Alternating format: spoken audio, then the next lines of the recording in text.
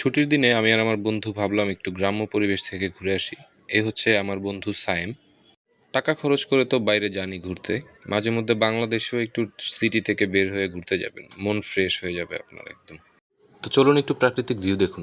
কি সুন্দর তাই না? চারিদিকে সবুজ আর সবুজ, আর বর্ষার পানিতে পানি পুরো থুই থুই করছে একদম। পুরো খাল বিল ভরে গেছে পানিতে, দেখতে খুবই অসাধারণ লাগছে।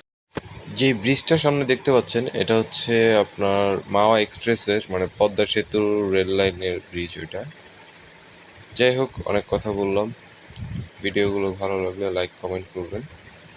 আর আজকে বেরিয়েছিলাম হলো আসলে বর্ষার পানিতে গোসল করতে, মানে নদীতে গোসল করতে, এই উদ্দেশ্যে বের হওয়ার বাসা থেকে।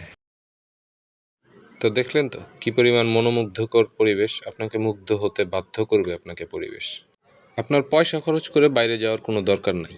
সো বিদায় সবাইকে, ভালোবাসা রইল অবিরাম। আসসালামু আলাইকুম।